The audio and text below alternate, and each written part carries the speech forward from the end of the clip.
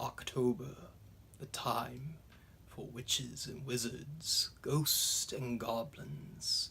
Come and join me in a journey as we look at some of the greatest horror films to grace the screen.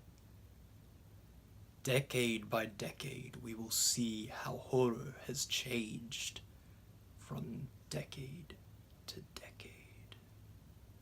Starting with the 1920s and ending with the 1960s. So, with all that said, let's begin the review.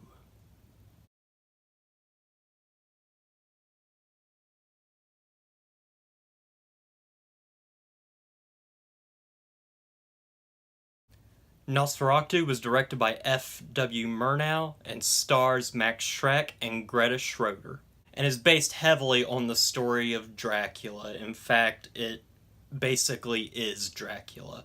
It follows the story of a young man named Hutter who goes to this castle of this count. His name is called Count Orlok in this film, and it deals with Count Orlok wanting to go to this small town and move over there. And basically, as we know, he's a vampire, and it basically follows beat for beat the story of Dracula with some changes here and there. This is the first silent film that I've ever reviewed on this channel, and honestly, I find silent films kind of hard to talk about a little bit, just because I'm so conditioned to be talking about sound films. And this one's a little bit different because it's completely silent. The film was made in 1922, so right in the prime era of silent film. And so I don't exactly know how to talk about a silent film compared to a sound film, but I'm gonna try. The film came out during the German Expressionist period, and it really shows. We got films such as The Cabinet of Dr. Caligari during this time, and they use a lot of shadows in this film, and to great effect many times in the film. The use of shadows really helps set a mood and an eeriness that is through the entire film. In my opinion, silent films are already a little bit spooky, so this film is pretty spooky enough. A lot has to do with the imagery as well as the look of Count Orlok himself, or Nosferatu, or whatever you want to call him. Max Schreck plays the Count in this film, and it's a very unique and very creepy design that really hasn't been replicated that much in the future. Oftentimes when we see vampires, they're always sexy, or just they look like normal people most of the time, but here he looks monstrous and really scary, and it looks really good on screen. He's very shrouded in shadow all the time, so you never really get a great look at him. And there's some terrific scenes with him just walking down a hallway, through an archway, and up some stairs. The film uses shadows with Count Orlok, and it really is creepy as hell. Also, his hands are very long, especially with some long fingernails, which, when casting a shadow on a wall, they look like claws, and it's very terrifying.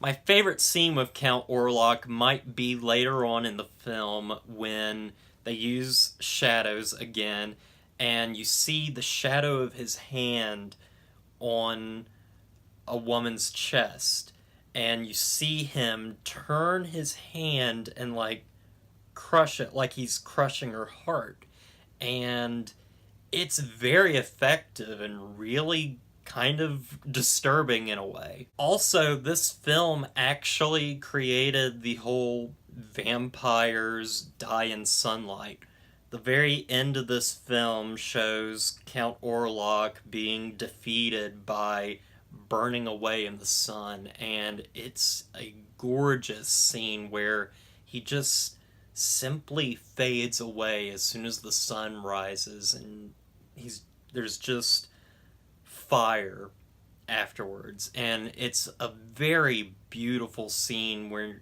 you can see in the background the sun rising as he starts to fade away. It's a beautiful scene. Now I'll go a little bit into the history of this film.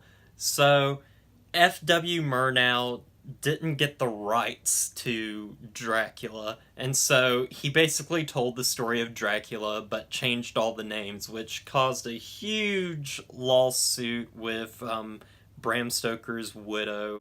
Yeah, this movie is basically just Dracula. In fact, it's the first adaptation of Dracula we have. This is the first vampire film that I know of. It's really cool to see, and it's very interesting that this film was actually lost because the widow wanted all of the film reels of this film to be destroyed, so this film wasn't rediscovered until the 1960s, and I'm really glad we have it still, because I hate seeing cinema just be destroyed, and it's good to see that some of it still survives. Now, let me get a little bit into my nitpicks with the film. I'm going to call them nitpicks because I'm not going to be too harsh on a silent film for not having what I want in it. So, there are times in the film where it's supposed to be taking place at night, but it's very clear it's being shot in the daytime, and it becomes very weird because you see Count Orlok walking around, but it looks like it's daytime, but it's supposed to be nighttime, and it doesn't make much sense when you get to the end of the film and he burns away when the sun rises. So there's that. Also, I have this problem with every silent film I see.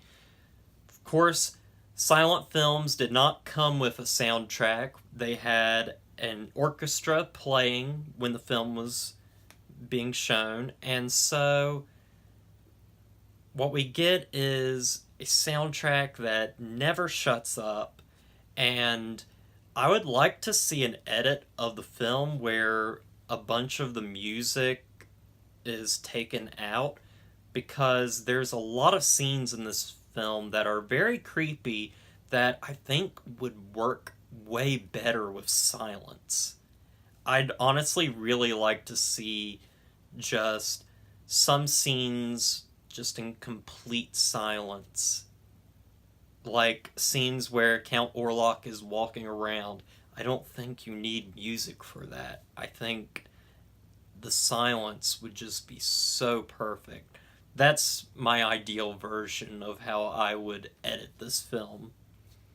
But as it stands, this is an incredible, really interesting film to look at, and I'm glad I got to see it finally. I've always been interested in silent films. I think they're just incredible with what you were able to do at the time. I think they don't get enough respect because without silent films, we wouldn't have film like we do now. However, am I going to say that this is a masterpiece? No, I'm not going to say that. I like the film, but I can't say I love the film. I don't know if I would see it again, but it's not a bad film at all. It's a really interesting film with a lot of great visuals.